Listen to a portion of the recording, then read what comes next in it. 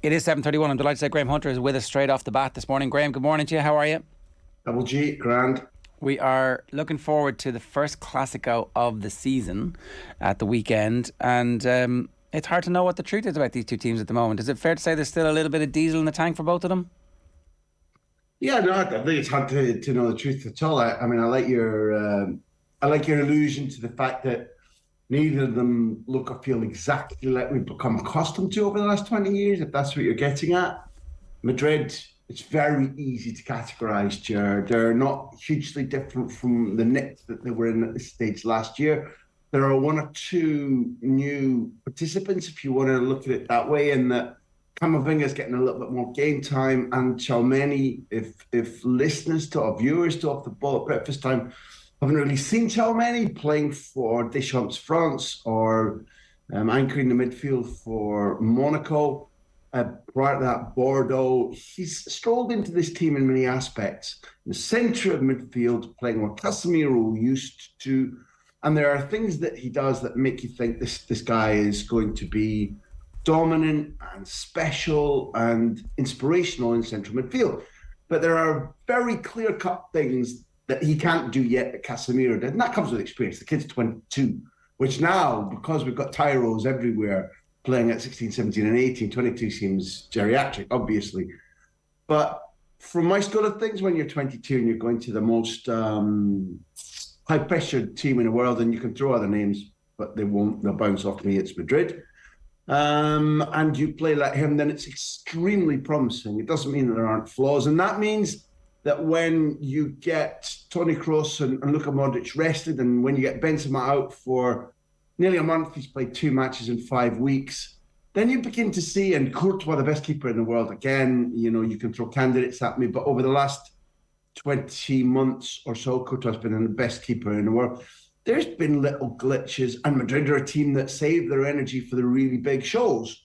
We saw that last year against Chelsea and Manchester City and Paris Saint-Germain, in particularly the Champions League, not so much La Liga. So I think categorising Madrid is not difficult at all. One of the new faces, Rudiger.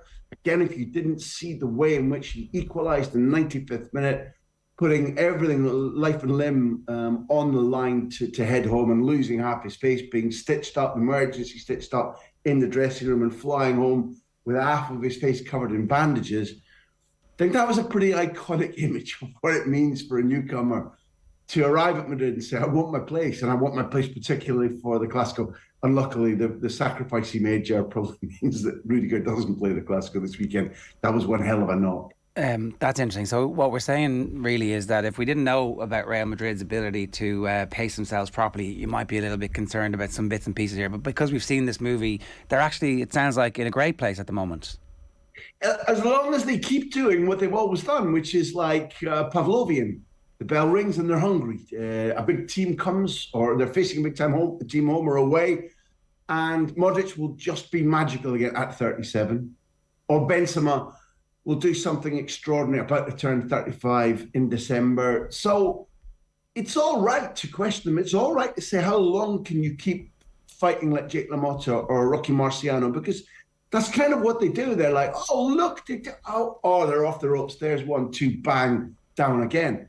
Eventually, in all sports, when you play like that, it catches up with you because hunger changes or personnel lose sharpness or age rusts you. I don't think it's yet for Real Madrid, not at all.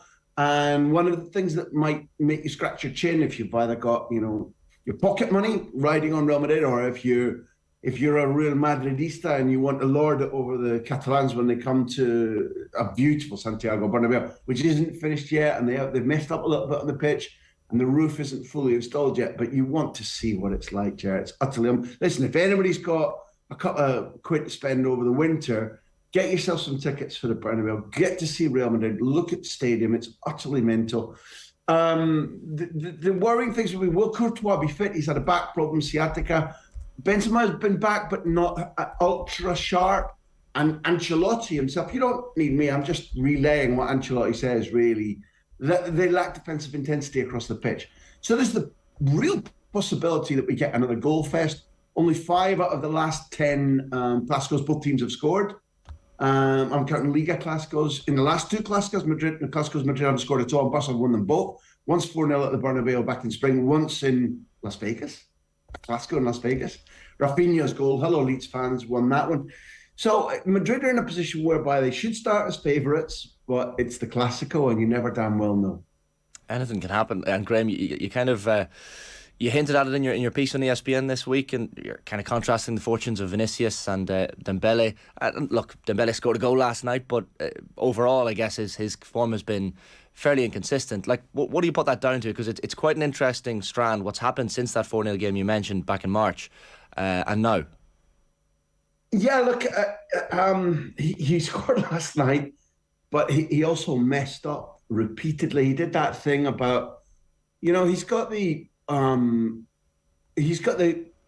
technical and athletic talent of a genius, and he's got the brain of a guy who likes to play with Lego. And that's a horrible thing to watch in any athlete, male or female, in any sport. You're like, go on, do. Sure.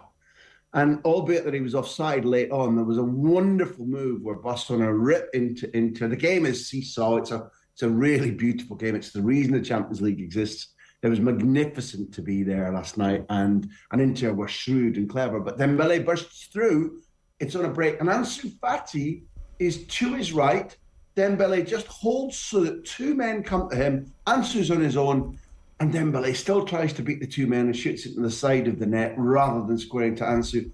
And in the end, the pass that sets him free by Lewandowski is utter black magic. It's unbelievable how he conjured that up from such a distance. Dembele's offside by half a metre. It's a cool decision, kosher decision. But there you saw the brain. The brain was not all the wires go together. But I think you can, like Xavi, for example, was asked in the press conference last night after the match, don't you think Dembele has got to score more, make better? I totally agree. Now, Xavi has been the one that's fought to keep him at the club when no team in world football really wanted Dembele when he was in a free this summer. Xavi still persuaded the board to treat him as if he was a special footballer, because hidden in there somewhere, there is a special footballer. But all the wires don't. And Vinicius is different. When he arrived at Madrid, the contrast I was trying to make is that when he arrived at Madrid, people, I think rashly, and I shouted and screamed, as you both know I'm wont to do, pretty much from the start, that they were judging him badly, that he needed a bit of patience. And now, lo and behold, he's a potential Ballon d'Or winner. He's extremely good. It's not just talented. He looked raw. He looked like a ball juggler. People said show pony. He learned, he listened, instead of a video, I said in the piece that you're talking about, I said, Xavi could well do with giving a DVD of Vinicius to Dembele. It's giving a DVD of the process, I should have said, because they've given him tuition. Big players have taken him aside because in good training grounds, it isn't just what the coach and his assistants do. So Modric and Benzema, particularly, Casemiro to some extent, have given Vinicius tuition over the months, and he's soaked it all up. He still does things that are a little bit irritating. Now he's trying to play referees and play the crowd. When he's got such an array of talents, those things aren't necessary. But the change in him, the way in which he's gone, I hear you, I'll do that. Oh, look, everything's better, contrasts really brutally and starkly with Ousmane Dembele. But, I don't know why I didn't score. I don't know why I didn't pass. Don't expect me to learn. It's pretty sad to watch that. But football and Dembele being what they are, he just needs a little click, and on Sunday he could run the whole game. You maybe wouldn't give him a cassette tape or a DVD of the last couple of Clásicos, like as you mentioned, Real have failed to score in the last 180 minutes. You referenced it in the piece though, like Vinicius, Xavi has almost always in the last couple of games deployed Araujo as someone to essentially man mark him. He won't be around for Sunday, so maybe that spells a bit of danger for Barca, and Vinicius could have a field day. Well, look, for my taste, if anybody's thinking about should I tune in on Sunday afternoon, do, because there's talent all over the pitch. They really don't look each other, the two teams. And it's extremely rare. One of the things that elevates this as a fixture, again, in any sport, but certainly in football, is that it's extremely rare that you don't get a high-tension, very exciting, high-quality game, often controversial. Not all football matches are guaranteed to give you that. This one does, and one of the reasons is exactly what you said. Araujo moved from centre-half to right-back. It's been a really good battle. It isn't that he's had Vinicius in his pocket. It's that he's dulled the impact that Vinicius can have. And as Barcelona got on top in the second Clasico of the season at Bernabeu last season, they won 4-0. You could see Vinicius' gas going down. In the Clasico in Las Vegas, again, it was very successful by Araujo, but he was fitter than Vinicius because Real Madrid had done less training and hadn't played any friendlies. 4-0 at the Bernabeu, 1-0 in Vegas. And it was a battle on its own. It was a battle where you could tune in going like, I'm interested in the result. I'm interested to see how Benzema copes. This is Lewandowski's first proper Clasico. But Vinicius against Araujo is a one-on-one battle for the ages. And because they're both young, we've got this for seasons to come. And it's one of these narratives that develops into a Gulf Stream that fills and heats the whole ocean. So it's a shame for the neutrals that we won't see that battle. But the risk factor is Jules Koundé wasn't supposed to be fit for this. He's made accelerated progress in training. Xavi said, I'm optimistic. There's a right good chance that Jules Koundé, just back from injury, gets thrown on against Vinicius, who'll try to twist him this way and that and sprint him. Now, that will be a battle. And like you said, it's the right word. That will be a risk. And if it's not Koundé, Vinicius will be rubbing his hands in glee and going, I can have all of those other guys on toast. Barcelona's defensive record in La Liga so far this season is incredible. 1 goal conceded in 8 games. They have conceded loads of goals in the Champions League. So are they defending really well? Is there a mixture here? Is the truth more the Champions League than the La Liga form? Yeah, there's a bit of a hybrid in that they were defending slightly better when they had Araujo and Koundé in their team because they're both absolutely excellent, young, vibrant, quick, intelligent, adapting to one another, adapting to being changed between right centre-back and a defensive 3 and a defensive 4 or at right back. Those provisos, but with them in the team, Barcelona were defending a little bit better. Overall, they're very open. They don't hold possession anymore. I asked Xavi last night, you 2 of this main pieces of your armory over the last 20 years have been long periods of possession. They were nearly 50-50 with Inter last night. They regularly now lose possession battles against teams. So if you don't hold the ball, the ball comes at you more. That exacerbates defensive flaws. And the other thing is this automatismos where they played really quick passes intelligently. Bang, bang, bang, 3-4 passes, and the opponents are lost. Now, when you don't do that, again, the ball comes at you all the time.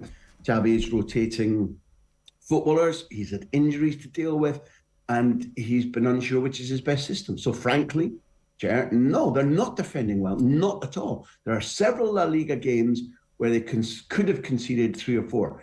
In most of those, they would have still, had they converted their chances in this hypothetical world, you build what if, they'd have scored more. But no, Marc-Andre ter Stegen in the La Liga has saved 19 of the 20 efforts on goal against him.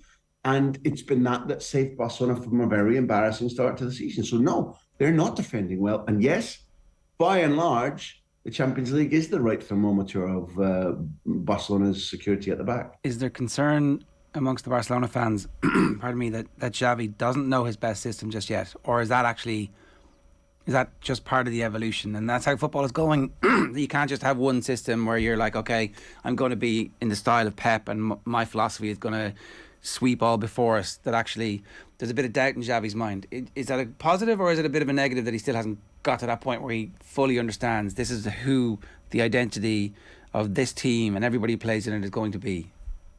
I think, Ger, if there isn't concern, there should be, because in spring, when he took over last November, so we're approaching the 1-year anniversary, he took over a side which, in an off-the-record briefing, he told about 9 or 10 of us that it was a desert as far as the ideas he'd grown up with, that everything had regressed, that timekeeping was poor, training was slack, and therefore, the job he had to do was far bigger than he imagined. And if you look back or think back to the football that the team played once they got his ideas from January to about April when they ran out of steam athletically, it was stunning.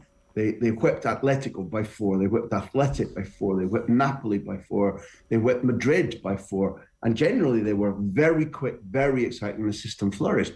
This season, they don't do the things that were iconic in the teams that Xavi grew up in. They don't do the things that were important in those months when Xavi's first half season looked as if it was going to flourish and promised so much for this. Is that to do with injuries? Is it to do with new players? I'm not sure. but they don't resemble a Barcelona side and haven't done for 3 or 4 games. And even when they've been winning, you're like, that's a really strange way for a Barcelona team to play, particularly one under Xavi.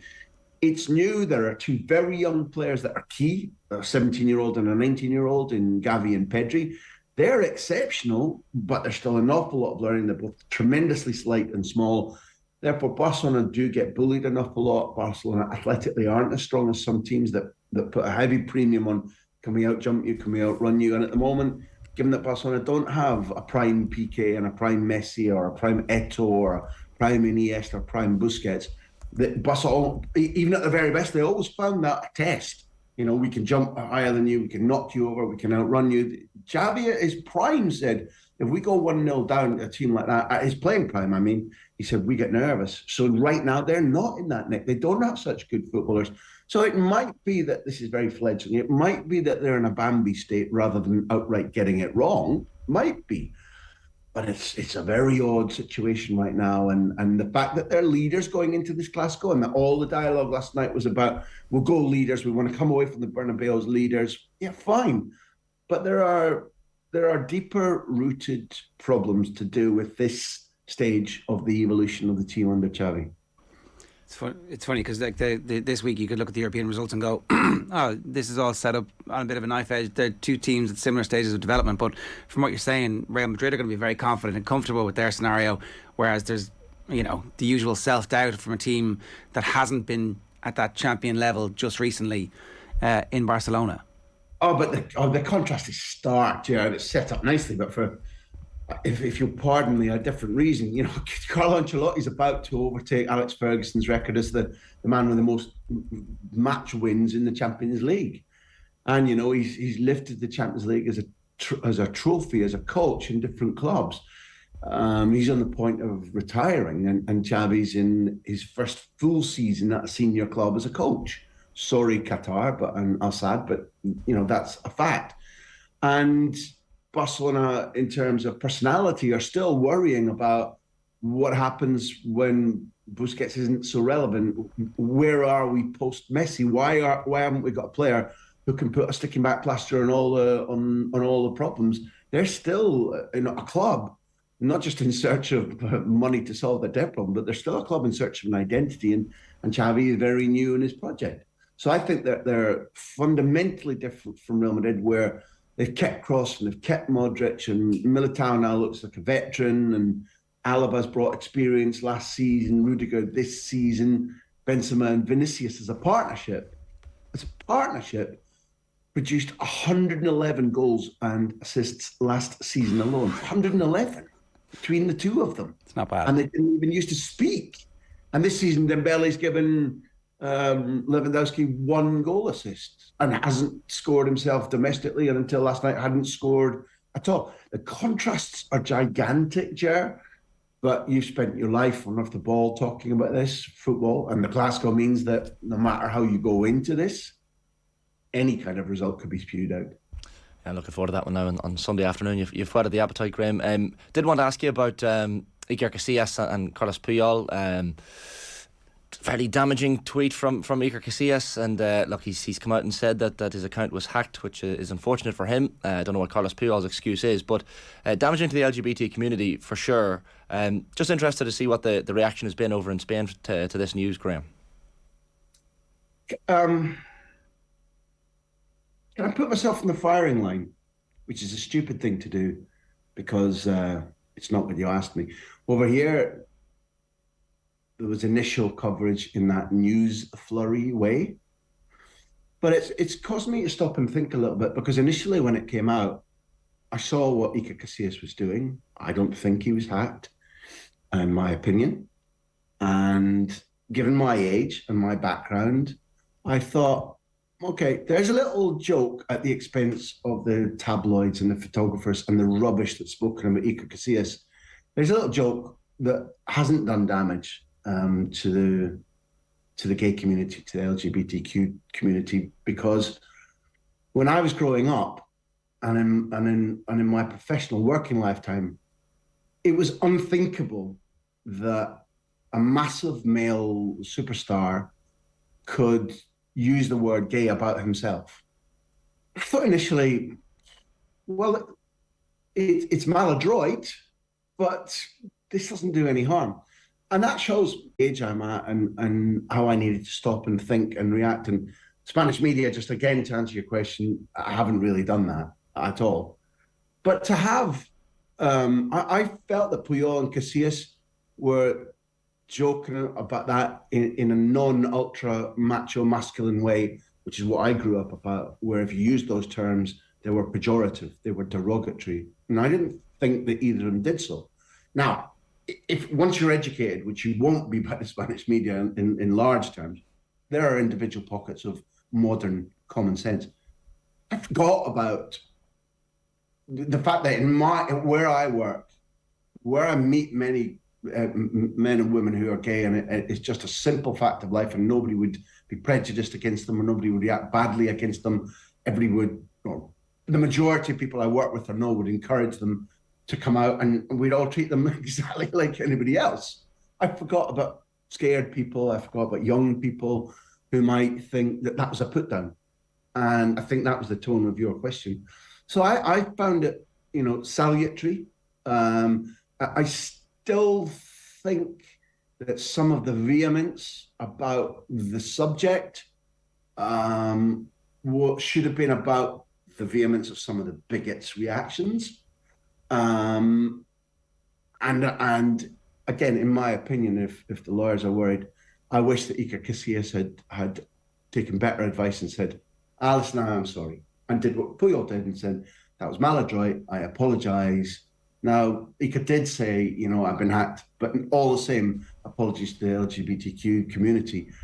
However, I've found it salutary and found it interesting that it was a lesson learned for me, not to forget that there are still people within society or sport who might be scared to be ridiculed, scared to come out, and they shouldn't be. And I'd assumed that we'd begun to move in our world, in this bubble of the world that you and I and the listeners exist in. I genuinely thought things had changed and improved, whereby you could experiment with humor like that because it wasn't pejorative. And it seems that I was wrong on that, and Casillas was wrong on that. But there was a stage when I was growing up or beginning as a journalist where phrases like that would have been taken as, well, this is bringing the subject out into the open. And you can tell from their tone that it's not meant to be aggressive or a put down. And therefore, if that phrase becomes mainstream, then it's opening things up. And that's not the way that the majority of people who campaign on behalf of that community saw this. So it's been salutary. It was clearly at best maladroit and at worst a mistake, a very poor mistake. But it's interesting. I'm not certain how much damage has been done other than to Iker Casillas himself, in my opinion. But you asked, and it's been a subject that's been on my mind over recent days an awful lot. And maybe people will think I've been boorish or foolish there, but I think in order to further the debate, a little bit of honesty was merited there. If you're having me on the radio, I should probably own up to mistakes. I think it's all fair enough, Graham. To be honest, 100%. I have one last question for you. The Mbappe situation presumably is causing a lot of people to be interested in I mean, we were kind of thinking the world order is set. Mbappe's in PSG, Haaland is where he is, but Karim Benzema is at a certain age. Is all of a sudden 300 million the type of thing that Real Madrid do? Yeah, we can do that. Why not? We'll get the money back. Here, well, they'd have to outbid Liverpool according to the drum roll in the media. Look, here I go again, because I've got no doubts whatsoever that some of the headlines that you read, some of the columnists and the vituperation, I should probably ignore. But I've really hated seeing the outpouring of anger and disrespect for Mbappe without him having spoken. Was there a briefing? Yeah. Is he within his rights to say last summer, no, I'm staying, and then get ticked off with something and then want to go? I think he is within his rights. And until he eventually speaks about it, I won't judge him in that condemnatory way, which has been a really big part of the last couple of days, a really big part. In greedy terms, I would I would give almost anything to see Mbappe playing in La Liga. I know that the debate about him and Haaland is one that, well, we've been speaking about for a couple of years now. And although Haaland is a phenomenon, it pleases my eye more to watch Mbappe. That doesn't matter, tinker's cost, really, in general. I think Mbappe is almost being underappreciated, undervalued. His ability, his athleticism, his from the outset of his career, his ability to shoulder pressure, the fact that as a youngster he was pivotal in winning the World Cup, and the fact that there are massive far away boundaries for him to reach playing in a better club, in a better outfit than Paris Saint-Germain, and I mean those words, better constructed squad with much smarter, more experienced footballers than he's got around him as the general squad, without a manager in and out every year on the whim of the owners. I want Mbappe to lead Paris Saint-Germain, no question. After that, where he goes, best of luck to him and his team and how they choose it. But he's sensational. And he shouldn't exist only in the, is he better or is Haaland better? Mbappe is a gift from the heavens to all of us who love this sport. He's utterly remarkable. He's beautiful to the eye to watch. You know, bring it on. Yeah, let him leave. Let that be a lesson to Paris Saint-Germain about how they improve, how they change their outlook, how they sign, how they develop, how they treat star players. And yeah, for my taste, please don't go to the Premier League. Please come to La Liga. I don't care if you play for Villarreal or Real Sociedad or Real Madrid, but come over here. That man is the reason, another little microcosm of the reason that we love football. Great. Brilliant as ever. Thanks a million. Cheers.